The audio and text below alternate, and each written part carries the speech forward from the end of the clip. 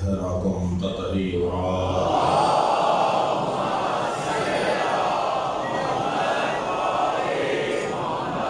ولعنة الله عليهم أجمعين من يوم عداوتهم إلى قيام يوم الدين. أما بعد، قال الحكيم في قرآن الكريم: بسم الله الرحمن الرحيم. الذين يتبعون الرسول النبي الأمي الذي يجدونه مكتوبا عندهم في التوراة والإنجيل يأمرهم بالمعروف وينهاهم عن المنكر ويحل لهم الطيبات ويحرم عنهم الخبائث ويضع عنهم إصرهم والأغلال التي كانت عليهم والذين آمنوا به وعذروه ونصروه واتبعوا النور الذي أنزل معه أولئك هم المفلحون. صلوات.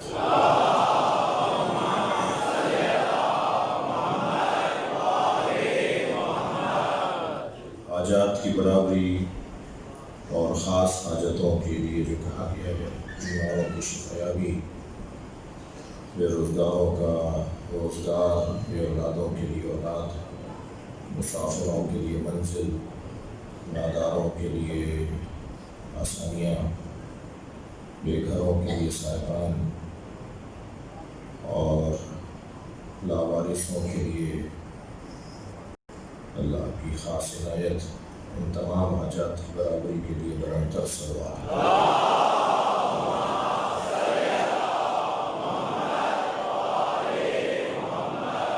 سورہ مبارکہ اعراف کی 157ویں آیت، اللہ اپنے اس کلام میں مصطفیٰ سرکار کی عظمت کو بیان کر رہا ہے. الذین یتبعون الرسول النبی الامی، جو لوگ اتباع کرتے ہیں میرے رسول کی، میرے نبی کی، اور امی یعنی اصلی جیسا تھا ویسے ہی کی، جو مجھ سے پڑھ کر آیا، جو میرا شاگرد ہے، جو اس کی اتباع کرتے ہیں. قرآن مجید میں اطاعت مصطفیٰ کی آیت بھی موجود ہے اور اتباع نبی کی بھی ہے. یا ایھا الذین آمنوا اطیعوا اللہ واطیعوا الرسول واولی الامر منکم. اے صاحبان ایمان، اللہ کی اطاعت کرو، رسول کی اور اولی الامر کی اطاعت کرو. پھر ارشاد ہوا: ان کنتم تحبون اللہ فاتبعونی، اگر تم اللہ سے محبت رکھتے ہو تو مجھ مصطفیٰ کی اتباع کرو. لفظ اطاعت اور لفظ اتباع یہ دونوں پیروی کے معنی میں ہیں، یہ دونوں پیچھے چلنے کے معنی میں ہیں، مگر دونوں میں ایک ظریف سا فرق یہ ہے کہ اطاعت مطلق ہے، حکم لسانی اور فرمان نبوی ہو تو اس کی پیروی کو اطاعت کہتے ہیں. وہ جو کر کے دکھا رہے ہوں، صلو کما رأیتمونی اصلی، ایسے نماز پڑھو جیسے میں پڑھ رہا ہوں، اسے بھی اطاعت کہا جائے گا.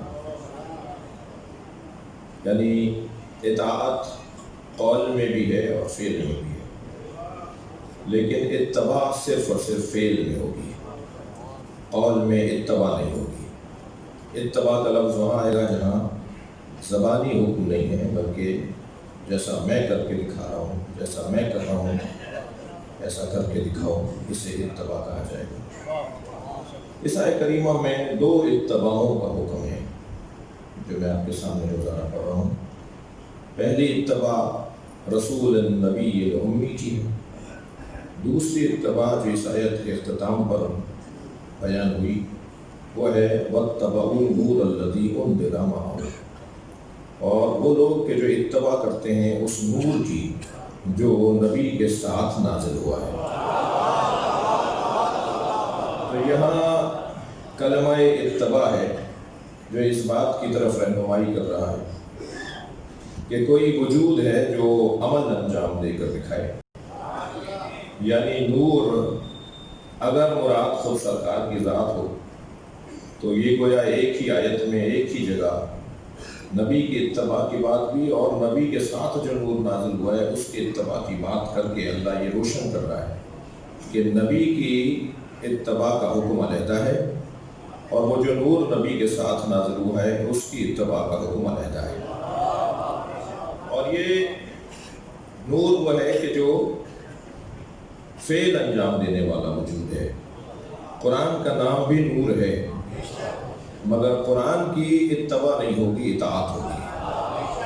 کوئی وجود ہونا چاہیے جو فعل انجام دے کر دکھا رہا ہو اور اس کے فعل کے مطابق فعل انجام دیا جائے تو اسے اتباع کہا جاتا ہے.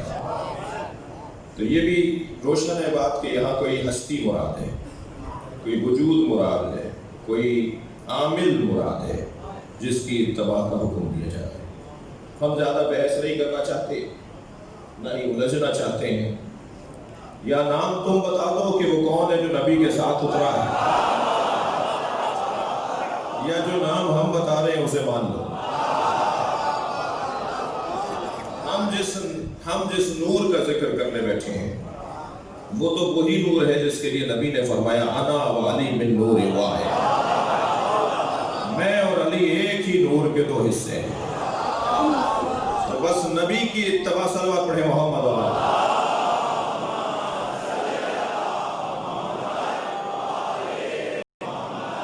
نبی کی اتباع اور نبی کے ساتھ نازل ہونے والے نور کی اتباع حکم الہی ہے. یاد رہے اللہ اس کی اتباع کا حکم نہیں دے گا جس کی زندگی میں ایک لمحہ بھی معصیت کا آتا ہو. اس لیے کہ ایک جانب حکم یہ ہے کہ خبردار میرے حکم اور میرے امر سے اور معروف سے دور نہ ہونا.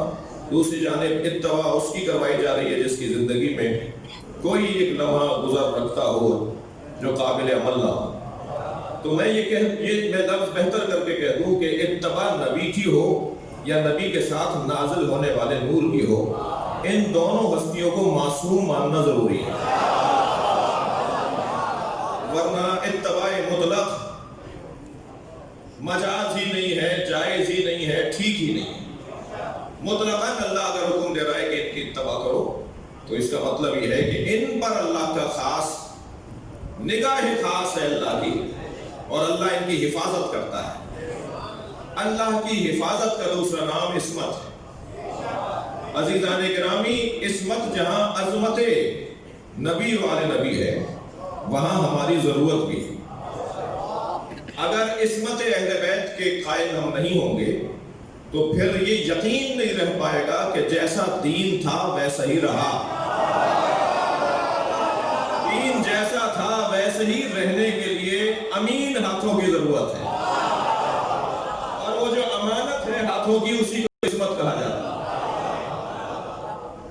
میں ایک فورم پر بیٹھا تھا، ایک مفتی صاحب مجھ سے کہنے لگے کہ آپ اہل بیت کی عصمت کے قائل ہیں. ابھی پچھلے دنوں جو آپ نے پاکستان میں دیکھا کہ کیا ہوا، کہا جی محفوظ عن الخطا تو ہے بی بی مگر معصومہ نہیں ہے. میں ان سے کہتا ہوں کہ ذرا اپنے علمی خطوط کو بہتر کرو. جو محفوظ عن الخطا ہو اس کی شدت حفاظت کو ہی عصمت کہا جاتا ہے. جی عملی دنیا میں کوئی فرق نہیں ہے، اصطلاحوں میں فرق ضرور علماء نے اور علماء علم کلام نے بیان کیا ہے، مگر عملی دنیا میں کوئی فرق نہیں. معصوم کہیں یا محفوظ عن الخطا کہیں، عمل میں دونوں میں کوئی فرق نہیں. معصوم بھی محفوظ عن الخطا ہوتا ہے اور محفوظ عن الخطا بھی محفوظ عن الخطا ہوتا ہے. جس کی زندگی میں خطا نہ ہو تو بھائی یا صبح کی بات تمہاری صحیح ہے یا شام کی صحیح ہے. تم صبح کو کہہ رہے تھے کہ بی بی خطا پر تھی، شام کو کہہ رہے ہو محفوظ عن الخطا ہے، تو پہلے طے کر لو کہ تمہارا نظریہ کیا ہے.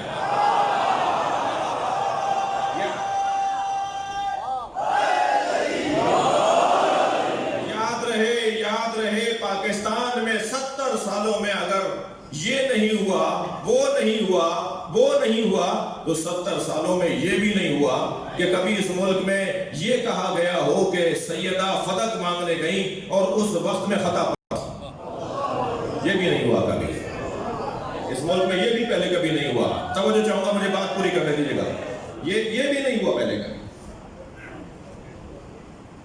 میں تو یہاں بھی اللہ کا شکر ادا کرتا ہوں کہ 70 سالوں تک کہتے رہے کہ یہ واقعہ گھڑا ہوا ہے،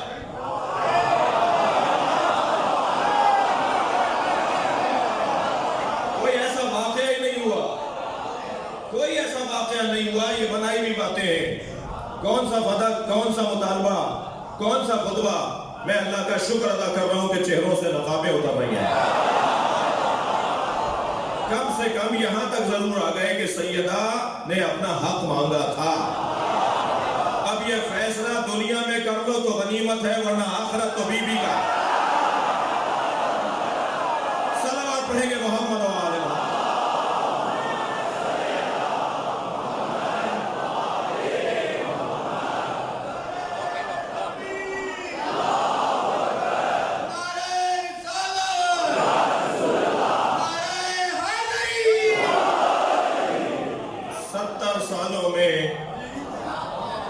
یہ بھی نہیں ہوا کہ سیاست فلاں زندہ باد کا نعرہ لگا۔ 70 سالوں میں بہت کچھ نہیں ہوا۔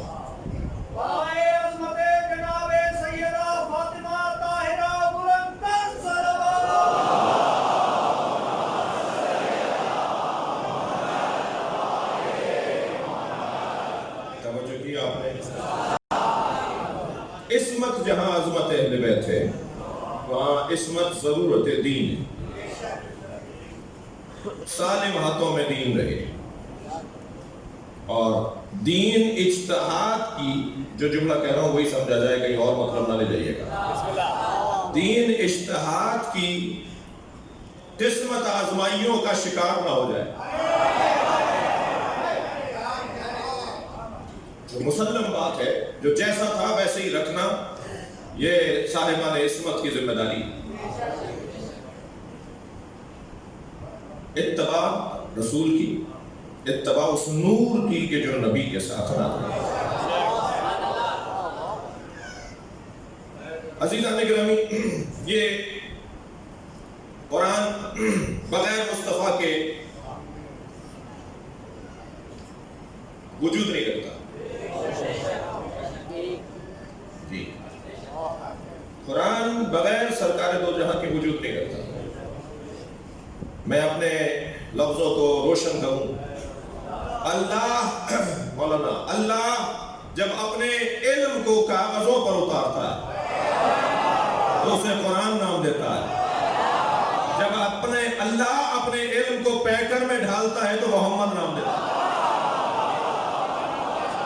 صلوات پڑھیں گے محمد مصطفیٰ کی ذات۔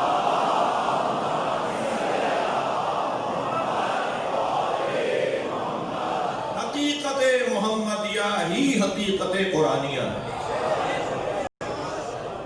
قرآن اور سرکار دو وجود نہیں ہیں، ایک ہی وجود کے دو جلوے۔ اور جب یہ طے ہو گیا کہ قرآن حقیقت قرآنیہ اور حقیقت محمدیہ ایک ہی وجود کے دو جلوے ہیں، تو اب مولا علی کی ایک تفسیر سنیے۔ سورہ مبارکہ بقرہ کی آیہ کریمہ جو اکثر شاید سب کو یاد بھی ہو، ان کنتم فی ریب مما نزلنا علی عبدنا فأتوا بسورۃ من مثلہ، فأتوا بسورۃ من مثلہ۔ اگر تم ان کنتم فی ریب، اگر تم کسی شک میں ہو جو ہم نے اپنے عبد پر نازل کیا اس قرآن کے بارے میں، تو ترجمہ کیا کیا جاتا ہے؟ پھر ایک اس جیسا سورہ لکھ کر لے آؤ۔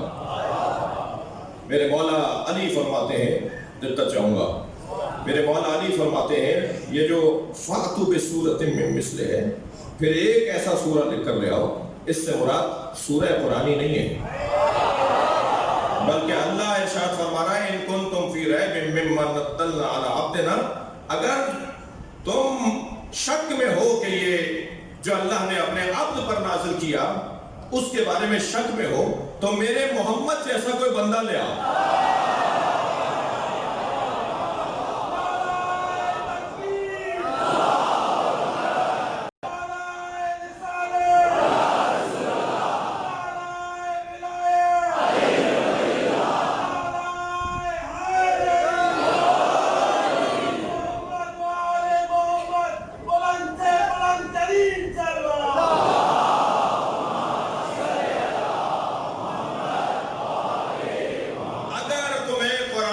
شک ہے تو میرے محمد جیسا بندہ لے آؤ۔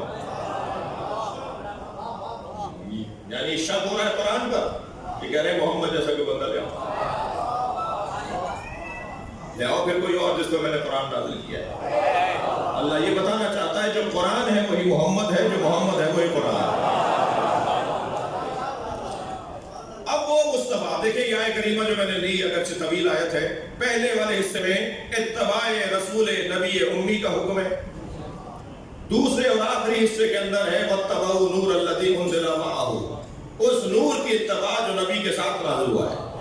تو اب ایک دوسرے کی اتباع کی دعوت دے گا اور پہلا دوسرے کی اتباع کی دعوت دے گا، اس لیے کہ رسول نبی امی کی اتباع اس کی اتباع ہے جو اس کے ساتھ نازل ہوا ہے، اور اس کی اتباع جو نور نازل ہوا ہے وہ اتباع حقیقت میں اس کی ہے جو رسول نبی امی ہے۔ اب آیہ کریمہ سورہ مبارکہ سبا کی آیت سنیے، ارشاد ہو رہا قل، اے میرے حبیب کہہ دیجئے انما اعظکم بواحدہ، میں تمہیں صرف ایک نصیحت کرتا ہوں۔ اچھا اللہ اپنے نبی سے کہلوا رہا ہے، قرآن 6000 سے زیادہ آیات پر مشتمل کلام، اتنے ہزاروں آیات کے اندر نصیحت ایک ہی۔ ہم نے تو بہت ساری نصیحتیں قرآن میں لکھی ہیں جی، نماز پڑھنے سے لے کر زکوٰۃ دینے تک، کسی پر زیادتی نہ کرو، کسی پہ ظلم نہ کرو، اونچی آواز میں بات نہ کرو، ولا تنابزوا بالالقاب، اور کسی کو نام نہ رکھو جی، کسی کے بگڑے ہوئے نام نہ رکھو، اور خبردار ایک دوسرے کو ایسے آوازیں نہ لگاؤ، اور خبردار میرے نبی کے دربار اخلاقیات بیان ہو رہے ہیں، شریعت کے احکامات بیان ہو رہے ہیں جی، ذاتی امور کو کی اصلاح کی جا رہی ہے، ہزاروں کی تعداد میں نصیحتیں ہیں، مگر اس آیت میں اللہ کیا کہہ رہا ہے انما اعظکم بواحدہ، میں تمہیں صرف ایک نصیحت کرتا ہوں، اور اللہ بھی نہیں، قل تم کہہ دو۔ اللہ اپنے نبی سے کہہ رہا ہے تم کہہ دو، اور نبی بھی کہہ رہے ہیں تم کہہ دو۔ یہ ہے دیانت اور عصمت مصطفیٰ کہ اللہ نے قرآن کا حصہ اگر قل بنا دیا تو یہ بھی قل بولیں گے، میں کاف اور لام بھی کم نہیں کروں گا، جبکہ یہ مجھ سے کہا تھا اللہ نے تو مجھ نبی سے کہا نا قل تم کہہ دو، تو پھر آگے آپ اس کے بعد والی آیت کو بیان کر دیتے، لیکن جہاں قل کہا وہاں قل کہا جی۔ اگر نبی اپنی حدیث کو آیت کہہ دیتے اور آیت کو حدیث کہہ دیتے تو آپ میں مجھ میں جرأت تھی کہ ہم کہتے کہ یہ آیت نہیں ہے یہ حدیث ہے، اور یہ حدیث نہیں ہے یہ آیت ہے؟ جو نبی کہتے ہیں وہی اللہ کا کلام۔ جب ایک آیت میں اللہ نے کہہ دیا وما ينطق عن الهوى، میرا نبی تو بات ہی نہیں کرتا اپنی طرف سے، ان هو الا وحی یوحی، مگر بولتا ہے تو وحی الہی کے مطابق بولتا ہے، تو سرکار کی حدیثیں بھی تو وحی کے مطابق ہیں۔ تو نبی اپنے اقوال کو آیت کہہ دیتے اور آیت کو اپنے اقوال میں ڈال دیتے، لیکن نہیں عزیزان گرامی، نبی نے کہا یہ اللہ کا قول، نبی نے کہا یہ میرا قول، ہیں دونوں نظارت پروردگار، ہیں دونوں اللہ کی نگاہ میں، مگر آیت کو آیت رکھا، حدیث کو حدیث رکھا۔ عزیزان گرامی، جو اپنے عمل میں اتنا عادل ہو کہ وہ ایک کاف اور لام بھی اپنی طرف سے کم اور زیادہ نہ کر رہا ہو، وہ نظام الہی کے اندر کیسے خلل ڈالے گا؟ لہذا اب وہ نبی جس کی اتباع کا حکم پہلے ہوا، اب اس آخری جو حکم اتباع ہے اس کی وضاحت کر رہا ہے دوسری آیت میں، قل میرے حبیب کہہ دیجئے انما اعظکم بواحدہ، میں تمہیں ایک نصیحت کرتا ہوں، پھر جملہ بہتر کر رہا ہوں، ہزاروں نصیحتوں میں ساری نصیحتیں زیرو ہو جائیں گی اگر یہ نصیحت نہ ہو۔ یہ وہ اصلی نصیحت ہے کہ اسے اگر پکڑ لیا تو پھر ہزاروں نصیحتیں کام آئیں گی۔ پہلے ذرا اپنا شناختی کارڈ تو ٹھیک کرو، پہلے اپنی شناخت روشن کرو۔ زیرو زیرو زیرو لگاتے چلے جائیے، 200 لکھ دیجیے، زیرو سارے زیرو، زیرو جمع زیرو، اور جب ہزاروں زیرو کے آگے ایک لگا دیں گے تو ان سارے زیرو کی قیمت بن جائے گی۔ وہ ایک لے کر آؤ، وہ ایک کیا ہے؟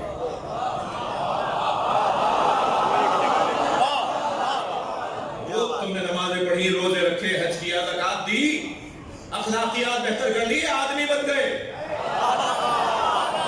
یہ سارے زیرو ہیں اگر اس میں آگے ایک نہ لگے، بس اسے ایک کی تلاش ہے۔ قل، اے میرے حبیب کہہ دیجئے، انما اعظکم بواحدہ، میں تمہیں ایک نصیحت کرتا ہوں، ان تقوموا للہ مثنی وفرادا، اس ایک نصیحت کے لیے ہمیشہ کوشش کرنا، اکیلے رہ کر یا مل کر۔ انما اعظکم بواحدہ ان تقوموا للہ، اس ایک نصیحت کے لیے قیام کرنا، علیحدہ علیحدہ یا مل کر، مثنی اور فرادا، مل کر، جمع ہو کر، مل کر یا علیحدہ رہ کر۔ وما بصاحبکم من جنۃ، اور یہ ذہن میں رہے کہ تمہارا صاحب یعنی ہمارا رسول مجنون نہیں ہے۔ آیت آگے بڑھ رہی ہے، وما بصاحبکم من جنۃ، یہ ذہن میں رہے کہ تمہارا صاحب یعنی ہمارا رسول، یہ جو تمہیں کہہ رہا ہے، یہ مجنون نہیں ہے، یہ جذبات کا شکار نہیں ہے، یہ محبت میں مبتلا نہیں ہے، یہ عشق کا مارا نہیں ہے، معاذ اللہ اس کے ذہن مبارک پر کوئی اثر نہیں ہے۔ وما بصاحبکم من جنۃ ان هو الا نذیر لکم، یہ ہے تو بس تمہیں سمجھانے والا، اس کا کام بس اور بس تمہیں سمجھانا ہے۔ انما اعظکم بواحدہ، ایک نصیحت کر رہا ہوں یا اللہ، وہ نصیحت کیا ہے؟ میرے معصوم امام نے ایک مرتبہ ارشاد فرمایا، انما اعظکم بولایت علی، اللہ حکم دے رہا ہے میں تمہیں ولایت علی کی نصیحت کرتا ہوں، اس نصیحت کے لیے قیام کرو، چاہے مجمع کی صورت میں یا اکیلے اکیلے۔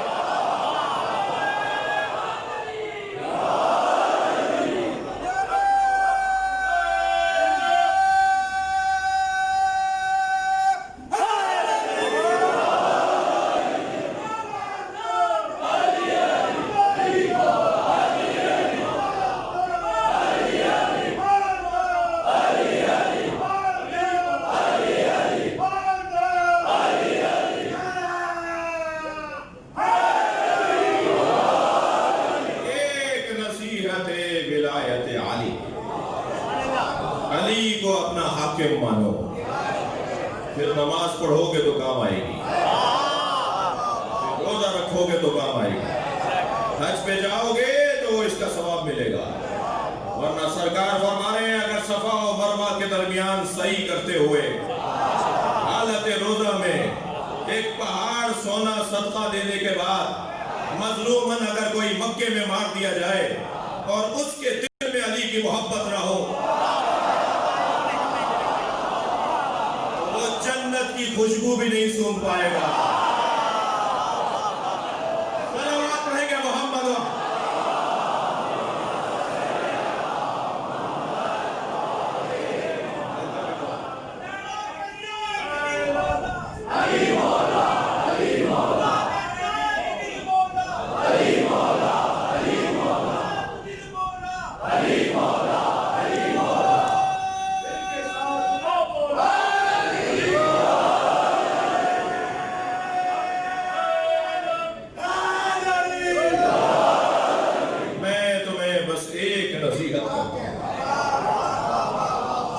نصیحت ہے محبت علی، نصیحت ہے ولایت علی،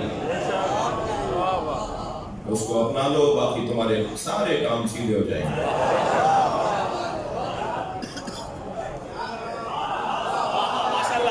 یہ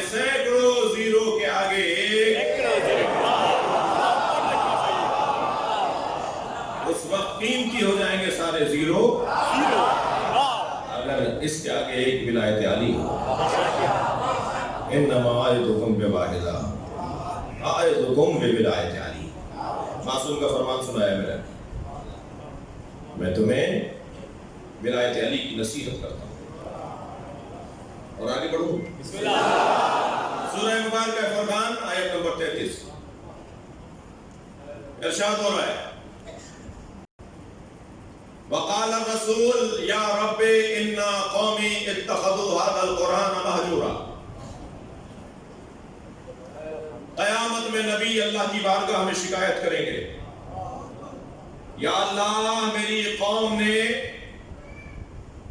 ترجمہ جو ہوتا ہے پہلے وہ سن لیجئے پھر میں عرض کروں گا اپنا طالب علمانہ لہجہ. ترجمہ یہ ہوتا ہے کہ نبی شکایت کریں گے یا رب ان قومی اتخذوا هذا القرآن مہجورا. اے میرے اللہ میری قوم نے قرآن کو چھوڑ دیا.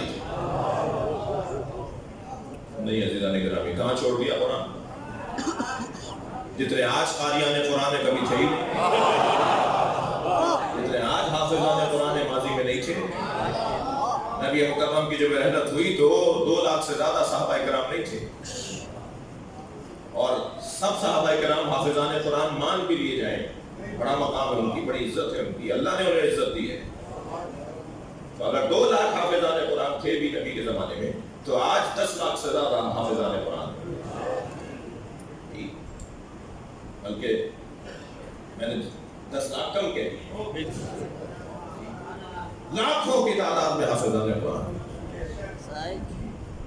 اور وہ باتیں پرانی ہو گئی, وہ باتیں کہیں میوزیم پہ بھی نہیں ملیں گی کہ شیعوں کے حافظ قرآن نہیں ہوتے. الحمدللہ ہزاروں میں, بلکہ کہہ دیا جائے کہ پوری دنیا میں اگر نکالا جائے تو لاکھوں میں شیعہ حافظان قرآن. پہلے کہتے تھے کہ یہ کیونکہ انہیں بددعا ہے اس لیے قرآن حفظ نہیں ہوتا ہے. تو الحمدللہ لاکھوں کی تعداد میں حافظان. اللہ مغفرت فرمائے جنید جمشید کی طیارہ حادثے میں جو رحلت فرما گئے. ایک رسانے کے نشریات کے اندر ہم ان کے ساتھ تھے. ماہ رمضان یا محرم کا پروگرام تھا, کوئی ایام تھے. اسے کہنے لگے کہ میرے دوست اسے کہتے ہیں کہ شیعوں میں حافظ قرآن نہیں ہوتے. تو مجھے یقین نہیں آ رہا تھا, تو میں نے سوچا آج آپ آئیں گے تو آپ سے پوچھیں. میں نے کہا جی آپ نے مہربانی فرمائی کہ مجھے سے پوچھ لیا. خود الحمدللہ میری اپنی بچی حافظ ہے قرآن, میری اہلیہ حافظ ہے قرآن. تو الحمدللہ ہزاروں کی تعداد میں پاکستان میں, لاکھوں کی تعداد میں پوری دنیا میں حافظان قرآن شیعہ ہیں. تو یہ والی بات تو پرانی ہو گئی. اگر یہ بات ضرور ہے ذہن میں رہے کہ ہم قرآن کھول کر پڑھتے ہوئے اخلاقیات سے گری بھی باتیں کرتے ہیں, قرآن کی تفسیر بیان نہیں کرتے. افسوس کے ساتھ کہنا پڑتا ہے ہزاروں دینی طالب علموں کے استاد جب تفسیر قرآن بیان کرتے ہوئے نقلیں اتارے, رقیق اور جنسی اور اخلاقیات سے گری بھی مثالیں دے, اور پھر کہے کہ شیعہ علماء قرآن ایسے پڑھتے ہیں اور خود اچھا پڑھ کے دکھائے. الحمدللہ ہم ایسے حافظ اور قاری قرآن نہیں ہیں جن پہ قرآن خود لعنت کرتا ہے.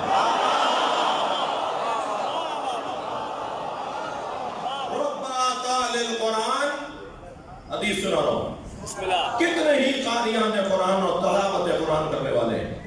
رب تال القرآن والقرآن یلعنہ, کتنے ہی قاریان قرآن ہیں جن پر خود قرآن لعنت کرتا ہے. الحمدللہ میں نے کل کی مجلس میں بھی سندھ کی ثقافت اور قرآن کے بارے میں ایک جملہ کہا تھا. کتنے زیادہ قرآن پڑھنے والے ہیں. تو یہ اللہ کے حبیب سرکار دو جہاں کیا فرما رہے ہیں کہ یا اللہ میری قوم نے قرآن کو چھوڑ دیا. نہیں وہی یہ نہیں فرما رہے, فرما رہے ہیں یا رب ان قومی اتخذوا هذا القرآن یا اللہ میری قوم نے قرآن لے لیا،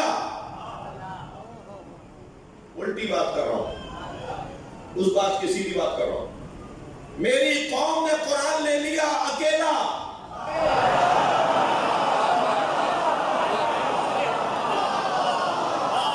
یا رب انا قومی اتخذوا ھذا القرآن مہجورا، میری قوم نے قرآن اکیلا لے لیا، میں نے اکیلا دیا نہیں تھا۔ صلوات پڑھیں عظمت اہل بیت۔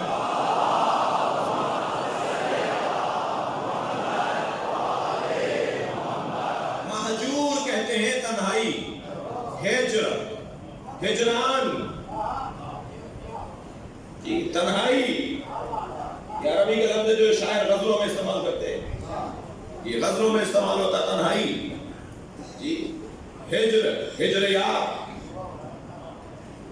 ہجر یار، یہ لفظ استعمال ہوتا ہے، یہ وہ والا لفظ ہے کہ میری قوم نے قرآن کو لے لیا تنہا، میں نے تنہا نہیں دیا تھا، میں نے تو کہا تھا علی مع القرآن، القرآن مع علی، علی قرآن کے ساتھ ہے، قرآن علی کے ساتھ ہے، میں نے تو قرآن علی کے ساتھ دیا تھا، انہوں نے اکیلا قرآن لے لیا۔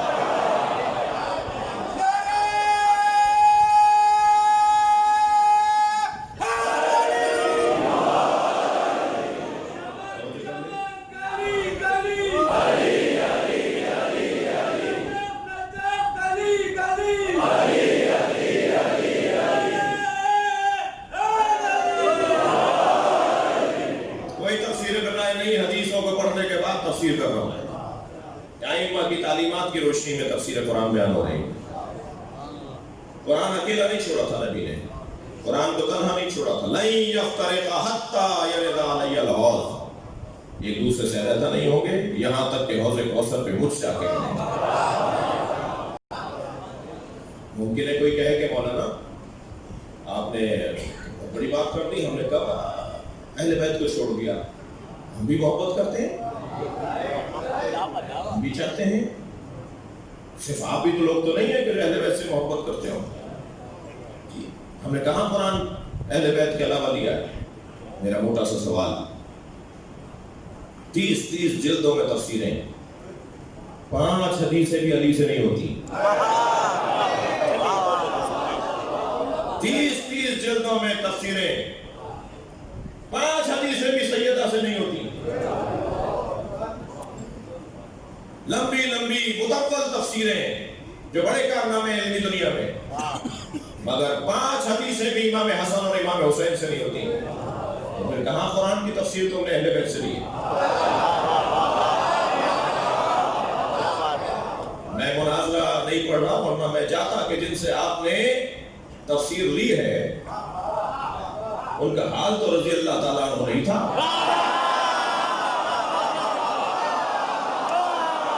صلوات پڑھیں محمد و آل محمد۔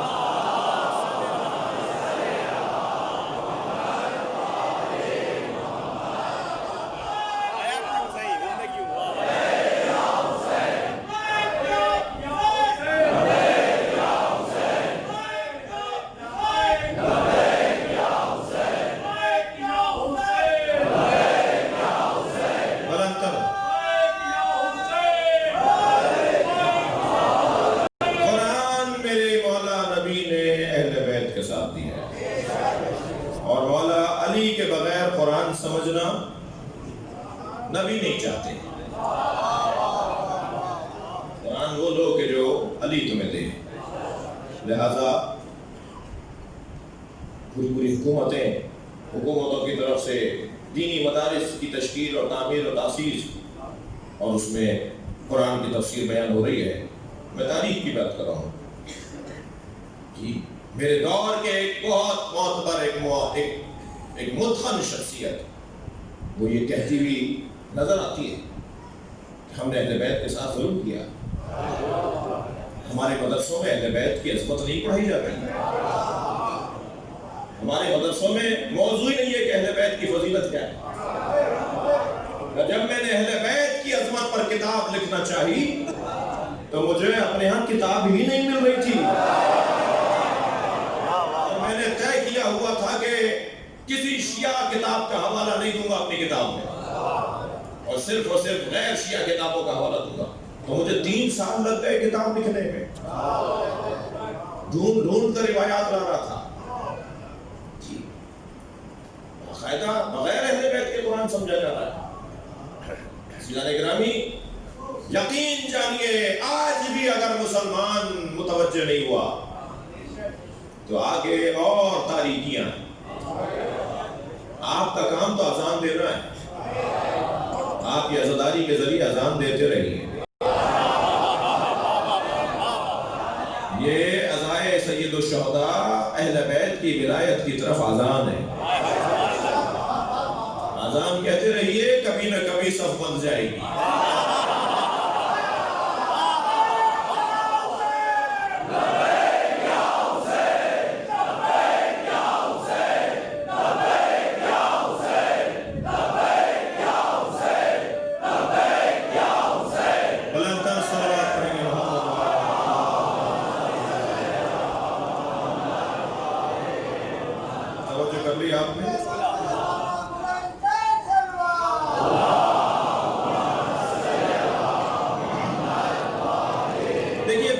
سمجھتے ہیں کہ وہ سمجھ رہے ہیں، مگر وہ سمجھتے نہیں ہیں۔ یہ تو ان پر جب کھلے گا جب آنکھوں کے سامنے سے حجاب ہٹے گا۔ الناس یناموا، لوگ سو رہے ہیں، اذا ماتوا انتبہوا، جب مریں گے تب اٹھیں گے۔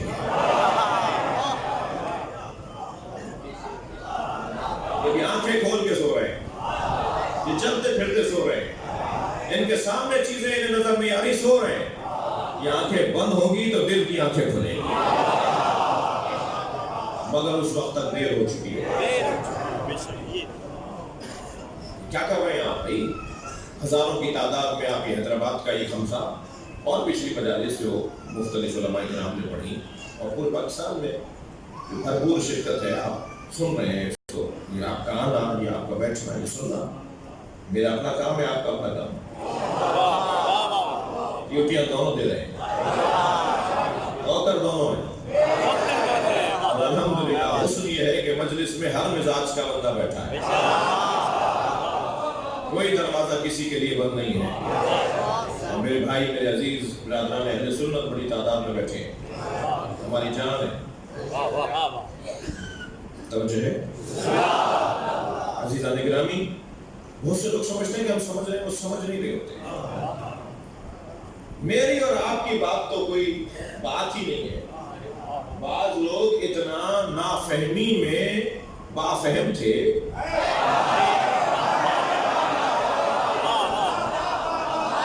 کہ حتیٰ نبی کو کہہ دیتے تھے کہ آپ نہیں سمجھ رہے۔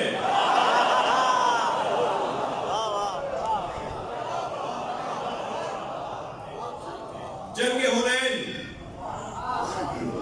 اور جنگ حنین کے بعد مال غنیمت سرکار نے تقسیم کیا۔ جب سرکار نے مال غنیمت تقسیم کر دیا تو ایک شخص قریب آ کر کہتا ہے، ما عدلتا یا رسول اللہ، یا رسول اللہ آپ نے آج عدالت نہیں کی۔ اللہ اکبر۔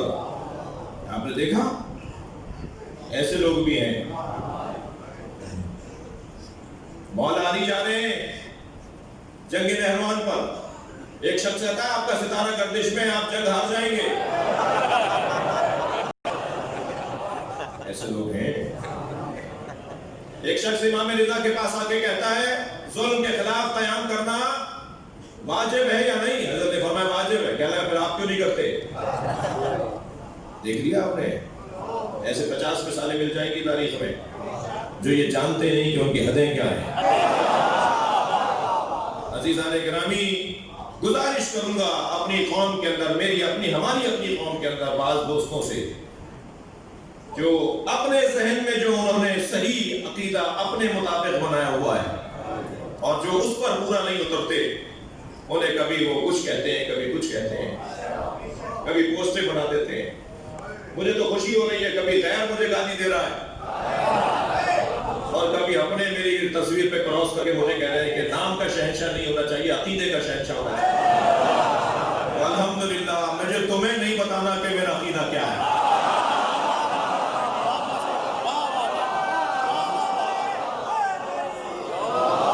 तुम मौला अली की तरफ से चौधरी नहीं हो।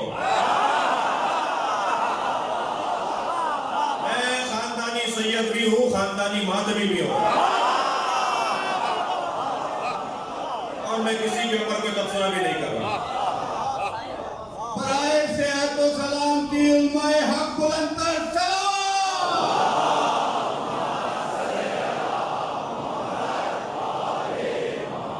मैं उनसे हमदर्दी में, प्यार में, मोहब्बत में बात कर रहा हूँ कि इन रवैयों से बाहर आओ, इन तरीकों से बाहर आओ। माँ वो गालियां दे रहा है, कभी चौक पे, कभी मदरसे में बैठ के, और यहाँ ये माशाल्लाह मोहब्बतें कर रहे हैं। मुझे फर्क नहीं पड़ रहा, लेकिन माहौल इससे खराब होगा। चार मेरे भी तो मोहब्बत करने वाले हैं। मैं खुदा के वास्ते अपने मोहब्बत करने वालों से कहूँगा, जवाब न देना, गुजर जाओ। मैं आपसे कह रहा हूँ,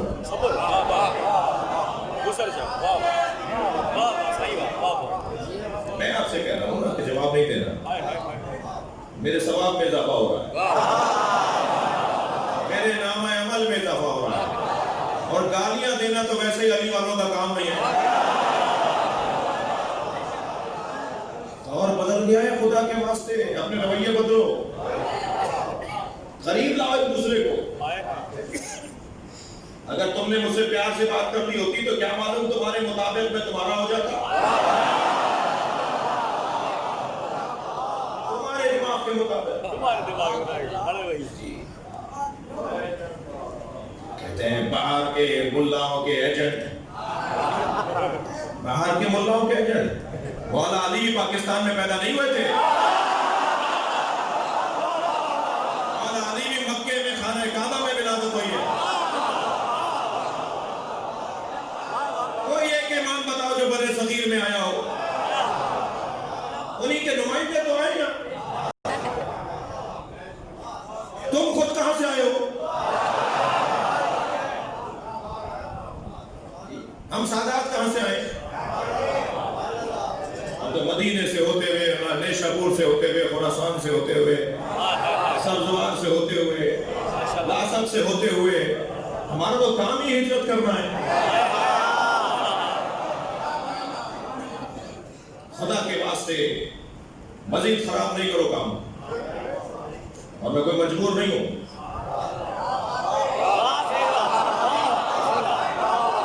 अपने रवैये बेहतर करने की जरूरत है, अपने रवैये बेहतर करने की जरूरत है। किसी को इसका कोई फायदा नहीं।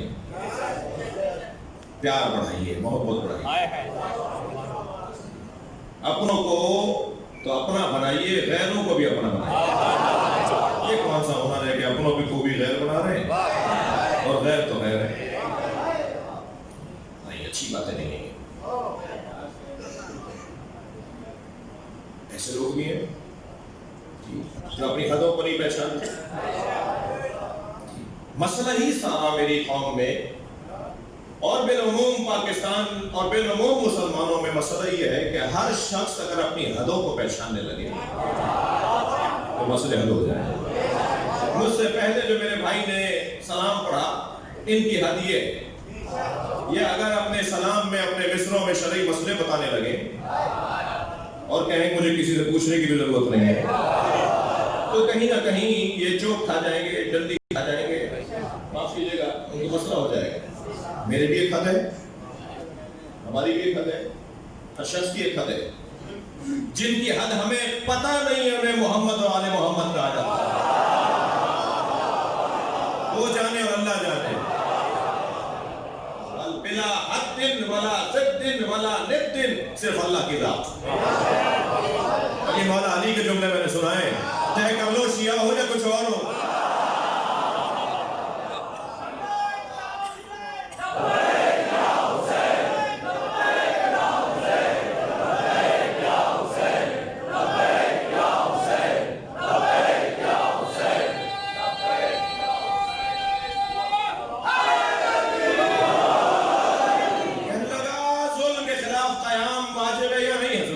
واجب ہے. کہنا پھر آپ کیوں نہیں کرتے؟ چاش کا وقت تھا، صبح 9-10 بجے کا ٹائم. حضرت نے فرمایا نماز ظہر واجب ہے یا نہیں؟ کہنا واجب ہے. حضرت نے فرمایا پڑھو.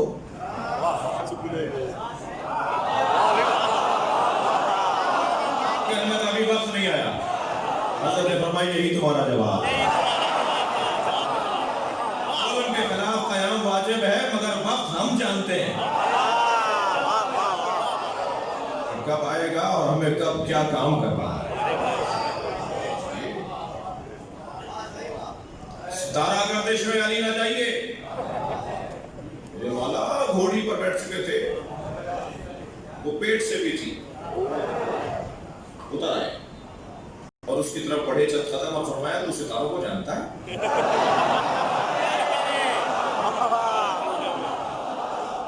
کہنے لگا میرا کام سے تو ستارہ شناسی ہے. حضرت نے فرمایا بتا وہ کون سا ستارہ ہے جو اپنی جگہ سے حرکت کرتا ہے تو بلیوں پر فلاں کیفیت طاری ہوتی ہے. منہ لٹک گیا.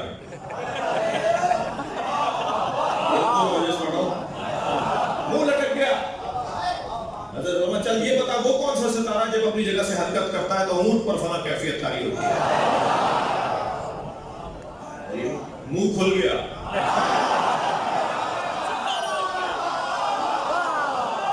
حضرت نے فرمایا تو ستاروں کی بات کر رہا تھا، بتا میری گھوڑی کے سر کے نیچے کیا ہے؟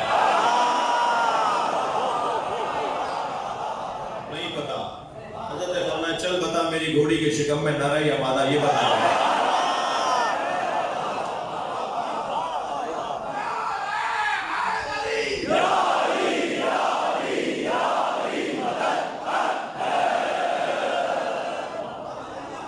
خاموش. میرے مولا کو منہ دیکھنے لگا. حضرت نے فرمایا تو آسمانوں کی باتیں کر رہا تھا، تجھے سامنے کی چیز نظر نہیں آئی. سن میں جس جنگ پہ جا رہا ہوں، سن میں جس جنگ پر جا رہا ہوں، میں نے اتنی کامیاب جنگ لڑی نہیں. میں جانے سے پہلے تجھے بتا دیتا ہوں میرے 10 نہیں مریں گے، ان کے 10 نہیں بچیں گے.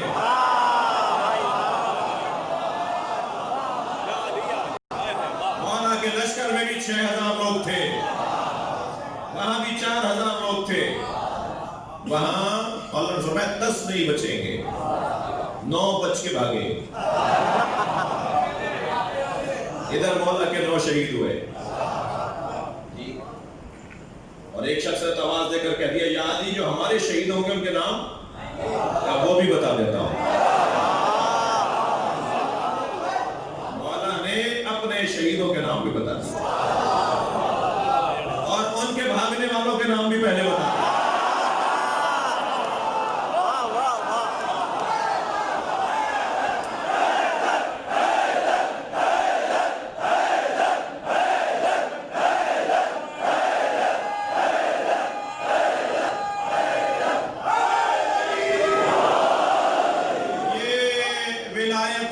پاکستانی بعض دوستوں سے ایک جملہ کہوں گا.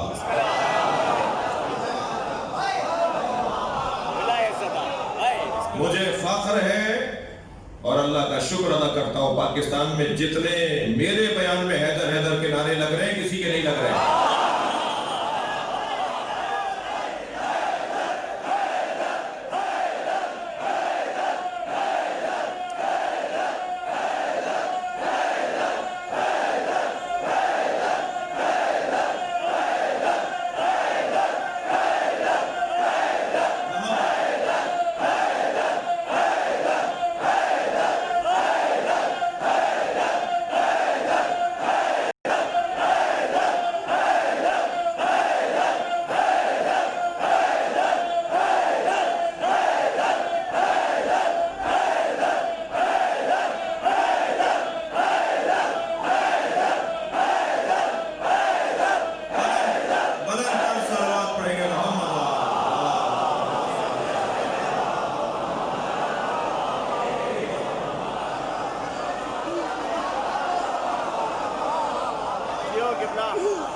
رویے بدلو.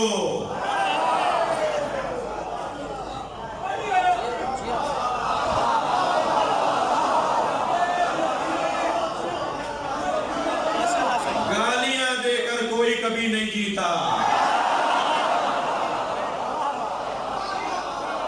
میں تم سے محبت کر رہا ہوں. میں اپنے ماحول سے محبت کر رہا ہوں. اپنے وطن سے پیار کر رہا ہوں. اپنے صوبے سے پیار کر رہا ہوں.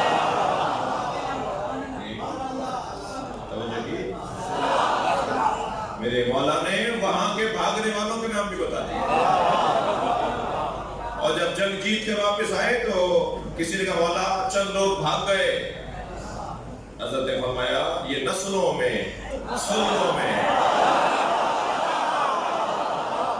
ہر کچھ مدت کے بعد میرے چاہنے والوں کا امتحان لینے آتے رہیں گے.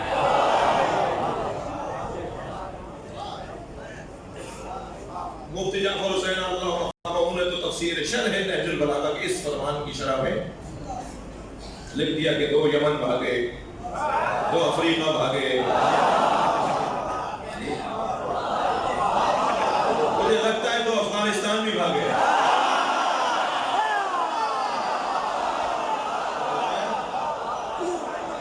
علی کی تلوار سے بچ کے بھاگنے والے. مولا فرما گئے کہ ہر کچھ مدت کے بعد یہ خوارج یہ میرے چاہنے والوں کا امتحان لینے آتے رہیں گے. لہذا پاک فوج کے لیے دعا کریں.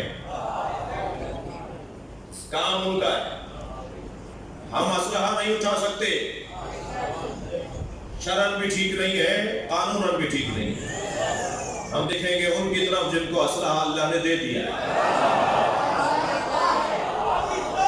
زندہ باد, زندہ باد, زندہ باد, زندہ باد, زندہ باد. بلندر سروات پڑھ لیں گے محمد.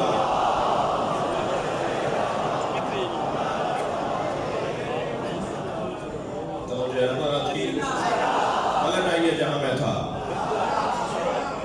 کہنے لگا توجہ چاہوں گا.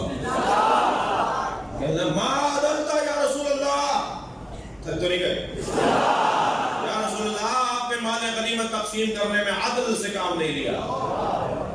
فغضب غضبا شدیدا واحمر وجهه. سرکار کو چند ہی مرحلوں پر اور موقعوں پر غصہ آیا ہے. ان میں سے ایک جگہ سرکار کے لیے وہ غضب شدید غصہ آیا. اور اتنا شدید غصہ تھا سرکار کو اس جملے پر کہ احمر وجهه, سرکار کا چہرہ سرخ ہو گیا. پھر فرمایا من یعدل ان لم یعدل اللہ ورسولہ. اگر اللہ اور اللہ کا رسول عادل نہیں ہے تو پھر کون ہے؟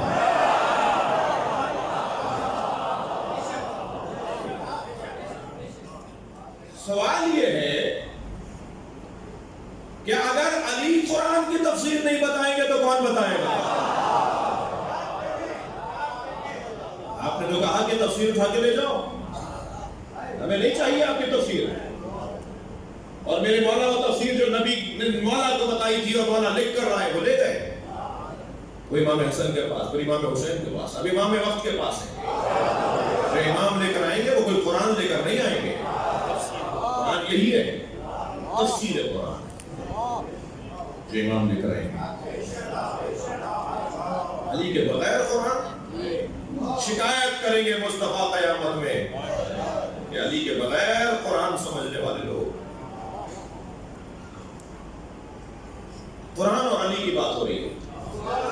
وَنُنَزِّلُ الْقُرْآنَ مَا هُوَ شِفَاءٌ وَرَحْمَةٌ لِّلْمُؤْمِنِينَ وَلَا يَزِيدُ الظَّالِمِينَ إِلَّا خَسَارًا. یہ پروردگار عالم کا عجیب کلام. اور ہم نے قرآن کو نازل کیا ہے کہ جس میں شفا ہے اور رحمت ہے مومنین کے لیے. اور یہ قرآن ظالموں میں کچھ نہیں بڑھاتا مگر ان کا نقصان. یہ قرآن ظالموں کا نقصان کرتا ہے. یہ قرآن ظالموں کو نقصان میں ڈالتا ہے. ظالم قرآن پڑھ کر اور نقصان اٹھانے والوں میں سے وَلَا يَزِيدُ الظَّالِمِينَ إِلَّا خَسَارًا، ظالموں میں اس قرآن سے کچھ نہیں بڑھتا، کچھ نہیں ملتا الا خسارہ، سوائے خسارے۔ جیسے قرآن مجید ظالم پڑھے تو اس کے ظلم میں اضافہ ہوتا ہے، بھئی قرآن تو ہدایت کے لیے آئی تھی، قرآن ہدایت کے لیے، ہدی للمتقین نہیں ہے، ہدی للناس نہیں ہے، پھر یہ کیا قرآن کہہ رہا ہے؟ میں نے پہلی مجلس میں کہا تھا ایک آیت پڑھ کر عقیدہ بنانے والا بند گلی میں کھڑا ہو جاتا ہے، ایک آیت سے عقیدہ بناؤ گے تو 20 آیت کو کیا کرو گے؟ یہ آیت کہہ رہی ہے کہ ظالموں کے نقصان میں اضافہ ہوتا ہے قرآن سے، قرآن ظالموں کے نقصان میں اضافہ کر دیتا ہے۔ قرآن ہدی للمتقین، پہلے تم اپنا دل پاک کرو، پہلے اپنا من پاک کرو، پہلے ظرف پاک کرو تاکہ پاک مظروف اس میں سما سکے۔ اگر ظرف پاک نہیں ہوگا تو پاک مظروف بھی اس میں نہیں سمائے گا، ظالموں کے نقصان میں اضافہ ہوتا ہے۔ تو مجھے عزیزو عقیدت بھرا علمی جملہ کہنے دیجیے، جیسے قرآن ظالموں کے نقصان میں اضافہ کرتا ہے، ایسے ہی علی بن ابی طالب فاجروں کے لیے نقصان دہ ہے۔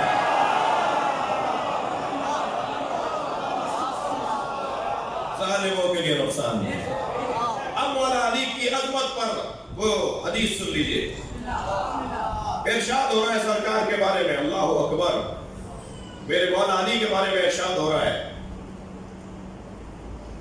السلام علی نعمت اللہ علی الابرار، سلام ہو اس علی پر جو نیکوکاروں پر اللہ کی نعمت، سلام ہو اس علی پر جو نیک لوگوں پر اللہ کی نعمت، وَنِقْمَتِهِ عَلَى الْفُجَّارِ، اور سلام ہو اس علی پر جو فاجروں پر اللہ کا عذاب، جو ظالموں پر اللہ کا عذاب۔ علی سے کبھی مومن نے بے خیری نہیں دیکھی اور کبھی فاجر و ظالم نے خیر نہیں دیکھا۔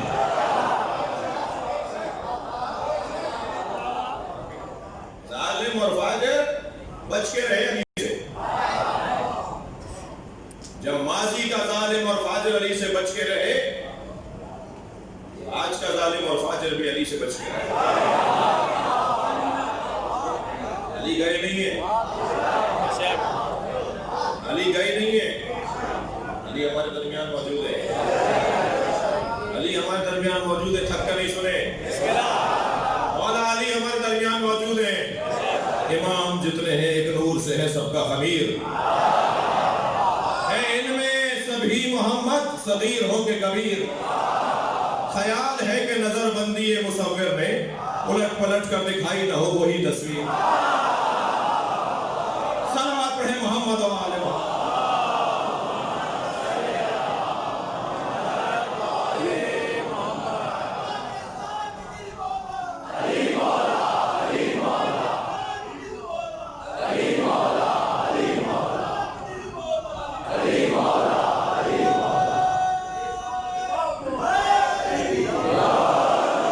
کر رہے ہیں آپ عزیزان گرامی، پروردگار عالم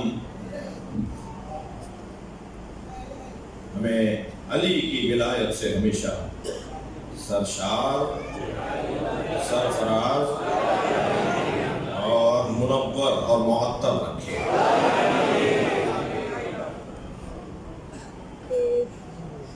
مولا علی کو آتے دیکھ کر نبی مسکرائے، آواز دی اپنی زوجہ محترمہ سے، فلاں غذا جو تیار کی ہے وہ لے آؤ، میں علی کے ساتھ کھاؤں گا۔ برابر میں بیٹھایا، پیار اور محبت کا اظہار کیا۔ یوں تو سرکار کا روح انور رحمت للعالمین کا روح انور ہے، ہمیشہ چہرہ بشاش تھا، ہمیشہ چہرے پر پیار، محبت، رحمت، رافت تھی۔ سرکار کا چہرہ انور کبھی کسی کو یہ احساس نہیں ہوتا تھا کہ آج آپ ناراض ہیں، مگر وہ اللہ چند مثالوں کے نام۔ توہین برداشت نہیں ہے، اللہ کو برداشت نہیں ہے۔ مولا علی نے پوچھا یا رسول اللہ آج آپ خوش ہیں اور ہمیشہ سے زیادہ ہیں؟ فرمایا میں ایک مدت سے اللہ سے ایک چیز مانگ رہا تھا، آج اسے دے دی۔ میں اللہ سے ایک مدت سے ایک چیز مانگ رہا تھا، وہ آج اس نے مجھے دے دی۔ سألت ربی یا علی، اے علی میں نے اپنے رب سے سوال کیا تھا ان یجعلک قائدا لامتی الی الجنہ، میں اللہ سے ایک چیز مانگ رہا تھا کہ اللہ تمہیں میری امت کے لیے جنت لے جانے والا قائد بنا دے۔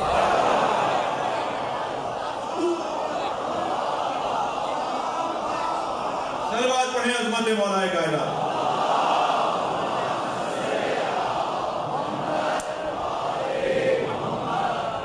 فَأَجَابَنِ اللَّهُ، اور اللہ نے مجھے جواب دے دیا کہ میں نے علی کو تمہاری امت کا قائد بنا دیا، تمہاری امت کو علی جنت میں لے کے جائے گا۔ وقت نہیں رہا، ضرورت بھی نہیں ہے کہ جو علی کے نام سے چڑھتے ہیں وہ جنت کے شوقین کیوں ہیں؟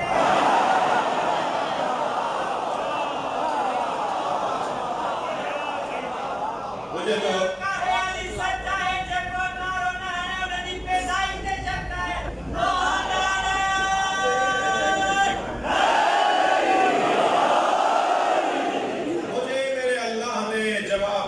کہ اللہ نے تمہیں میری امت کے لیے جنت جانے کے لیے لے جانے کے لیے قائد بنا دیا۔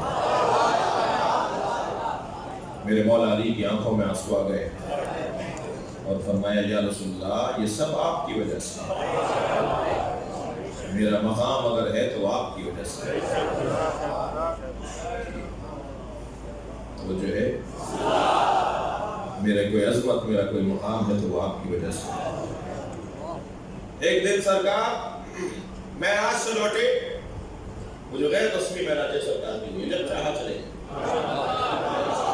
وہ والی معراج ہے جو سرکار کی ہوئی، نام جب چاہا، جب دل کیا،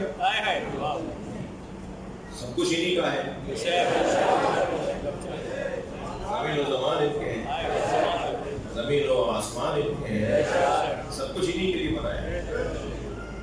یہ بنی ساری کائنات عشق میں۔ تو ایک دفعہ غیر رسمی سفر پر سے واپس آئے تو فوراً کہا علی کو بلاؤ، اور مولا علی کی پیشانی کا بوسہ دے کر کہا اللہ اکبر، مجھے اللہ نے کہا ہے فقرا منی السلام، علی کو میرا سلام پہنچا۔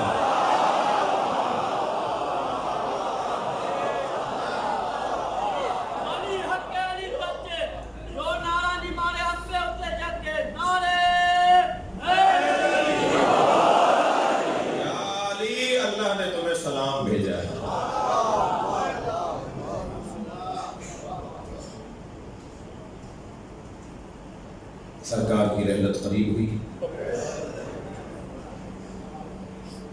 بلا لیا مولا علی کو، یا علی جبریل میرے سرحانے بیٹھے اور کہتے ہیں کہ علی کو اللہ نے سلام بھیجا ہے اور پیغام یہ دیا ہے کہ علی سے کہیے کہ آپ کی رحلت کے بعد علی کی زوجہ پہ ہاتھ اٹھایا جائے گا، علی تلوار نہ اٹھائے۔ نظردارو، اللہ کا نظام بھی اللہ کا ہے، ہر ایک سے اس کے مزاج کے مطابق امتحان لیتا ہے۔ حضرت ابراہیم کے ہاں منت مرادوں سے حضرت اسماعیل کی ولادت ہوئی، یہ ابراہیم کا امتحان تھا کہ اسماعیل کے گلے میں چھری چلا تھا۔ حضرت یوسف پانی سے ہولتے تھے، بھائیوں نے کنویں میں پھینک دیا، یہ حضرت یوسف کا امتحان تھا۔ سنیں گے امام حسین کو پیاس ہوا تھا، لہذا کربلا میں سب سے زیادہ پیاسے امام حسین ہے۔ جناب زہرا کے مزاج میں مانگنا نہیں تھا، اپنے بابا سے کچھ نہیں مانگتا تھا، اجرکم اللہ اجرکم اللہ، اپنے شوہر سے کچھ نہیں مانگتی تھی۔ جب کہا نا، اچھا مولا علی کا مزاج، مولا علی غیرت مند بہت، ایک یہودی عورت کو بازار میں پٹتے دیکھا تھا، 3 دن علی نے کھانا نہیں کھایا۔ جب کھانا آتا تھا کہتے تھے میں ایک عورت کو پٹتے دیکھا، میں رونے والوں سے پوچھوں جو ایک غیر اجنبی عورت کو پٹتے دیکھے اس کا کھانا پانی اٹھ جائے، اس نے کیسے دیکھا ہوگا زہرا پہ جاتا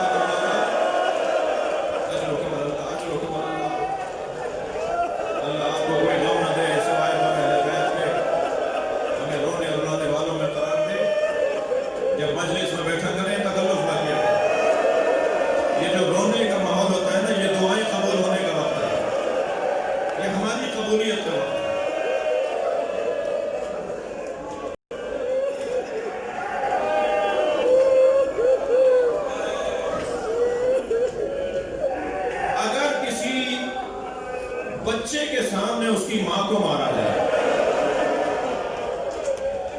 تو بچوں کے اوپر جو اس کا اثر ہوتا ہے، اور اگر کبھی بابا کہے کہ بیٹا کس نے مارا تھا اور وہ دور سے کہے کس نے مارا تھا، وہ بچہ جب تک موجود رہے گا نا وہ شخص اس کے ذہن میں رہے گا اس نے میری ماں پہ ہاتھ گلفز جس نے لات مار کے دروازہ گرایا تھا، سب جملے کہہ رہا ہوں اللہ کرے آپ برداشت کر پائے۔ دوسرے دن وہ جب ٹیکس جمع کروانے، مالیات جمع کروانے ہے، اس نے کہا آج تمہارا یہ مالیات تمہاری معاف ہے، اور اس سے پیسے نہیں لیے حکومت نے، تو مولا کی آنکھوں میں آنسو آ گئے اور وہاں سے اٹھ کے چلے گئے۔ تو پوچھا مولا کے چاہنے والے نے، مولا کوئی واقعہ سامنے آیا، کسی چیز نے آپ کو دکھایا؟ فرمانے کہ تم نے دیکھا آج اس سے پیسے نہیں لیے گئے، یہ انعام تھا زہرا پہ گرتے دروازے کا۔ اجرکم اللہ اجرکم اللہ، بولا کسی غم نہ روائے سوائے اہل بیت کے رونے رلانے والوں میں قرار دے۔ میرے ایک ملنے والے نے مجھ سے کہا کہ ان کی زوجہ سے شدید اختلاف تھا، روزانہ تکرار ہو رہی تھی، میاں بیوی آپس میں لڑ رہے تھے۔ کہنے لگے ایک دن پھر انہوں نے چپتا ہوا جملہ مجھے کہا، پہلے غصے میں اپنی زوجہ کو تماچا مار دیا، کہتے ہیں کہ 2 دن بعد 3 دن بعد مجھے احساس ہوا کہ مجھے مارنا نہیں چاہیے تھا، تو 3 دن بعد میں نے اپنی زوجہ سے معافی مانگی اور میں نے کہا دیکھو مجھ سے غلطی ہو گئی، مجھے مارنا نہیں چاہیے تھا۔ میری بیوی کو کہتے ہیں، میری بیوی کہنے لگی آئندہ کبھی ایسا ہو، آپ غصے پہ قابو نہ پا رہے تو اتنا ضرور خیال کیجیے گا میرے بچوں کے سامنے نہ مارے۔ جب آپ مار رہے تھے میری بیٹی دیکھنے تو 3 دن سے بخار میں، اور کہتی ہے اماں کو بابا نے مارا۔ سنے کے ہزاروں امام حسن مدینے کی ایک گلی سے نہیں گزرتے، جب وہ گلی آتی تھی رستہ بدل دیتا۔ جب کسی نے پوچھا مولا آپ اس گلی سے کیوں نہیں گزرتے، تو فرمانے لگے میں اپنی ماں کے ساتھ جا رہا تھا، ایک شخص نے میری ماں زہرا پہ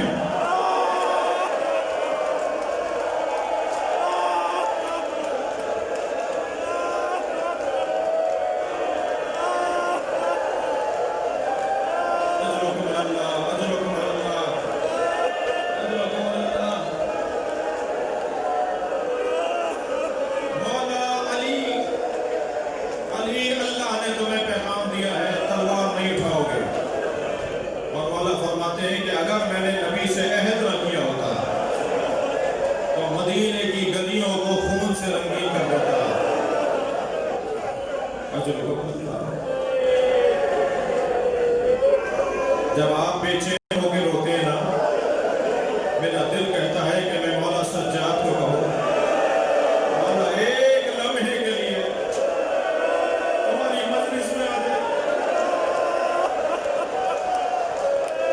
مولا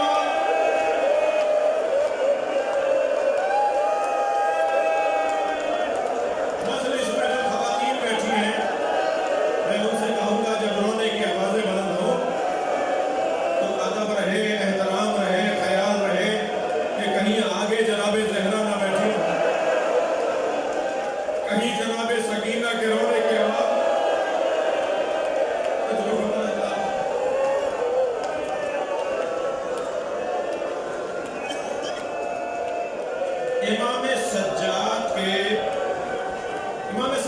کا امتحان یہ تھا کہ امام سجاد کا بدن مبارک نازنین بدن تھا، نازک بدن تھا، بلا تشبیہ آپ کے ہاتھ آپ کے پیر یہ بلا تشبیہ روئی کے گالوں سے زیادہ نرم،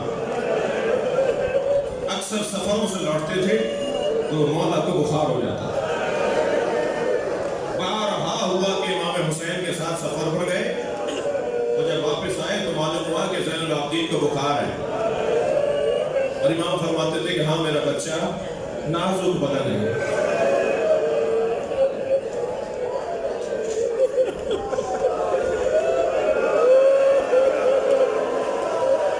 اللہ کا امتحان جسے اللہ نے بنایا ہی نازک بدن تھا، اس کے پیروں میں کانٹے چبھے، بیڑیاں ڈالی،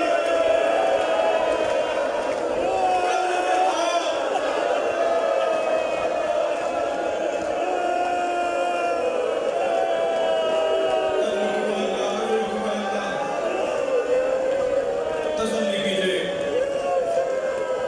تسلی کیجئے، مجھے جلدی نہیں ہے۔ بعض لوگوں کو میں دیکھ رہا ہوں کہیں کوئی حادثہ نہ ہو جائے۔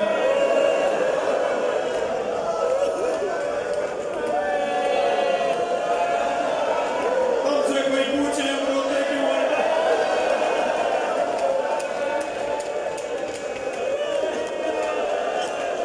اللہ آپ کی بچیوں کو سالم رکھے، اللہ آپ کی بیٹیوں کے پردے محفوظ رکھے۔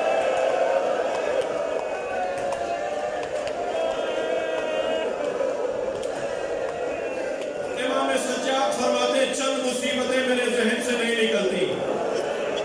وہ جو چند مصیبتیں امام سجاد نے بیان فرمائی نا میرے ذہن سے نہیں نکلتی، اس میں فرماتے ہیں ایک مصیبت میرے ذہن سے نہیں نکلتی، دربار شام تھا، ایک شخص نے میری سکینہ کی تابشارہ کی، میری بہن مجھ سے لپٹ گئی۔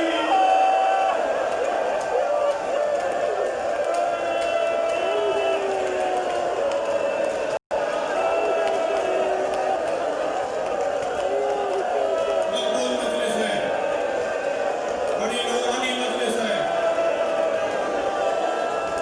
مولا امام زمانہ سے کہیے مولا ایک نگاہ اس مجلس پر، یہ سارے آپ کے نوکر بیٹھے،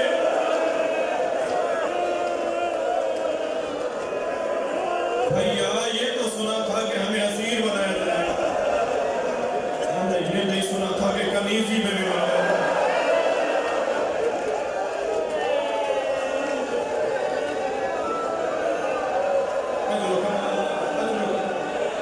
پھر فرماتے ہیں کہ یہ مصیبت میرے ذہن سے نہیں جاتی، ہمیں باندھ کر کھڑا کیا گیا،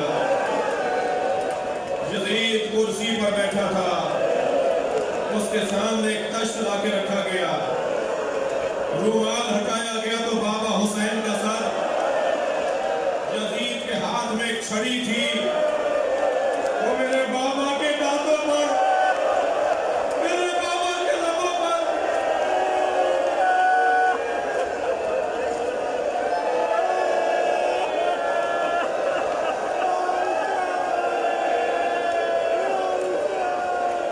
ایک صحابی رسول کھڑے ہو گئے اور کہا یزید یہ چھڑی ہٹا، میں نے اپنی آنکھوں سے دیکھا، نبی لبوں کو بوسہ دیتے تھے، اس صحابی کو اتنے کوڑے مارے۔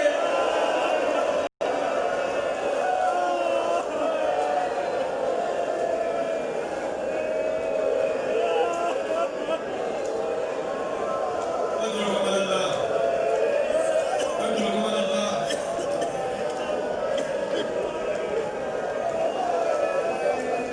مجلس ہو گئی عزیزانو، اب رولیے، مجھے صرف ایک مثال دینے دیجئے، میرے پاس صرف کل کی مجلس رہ گئی ہے،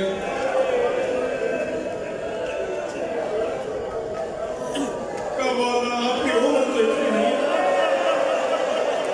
اور آپ پر بڑھاپا کیسا ہے؟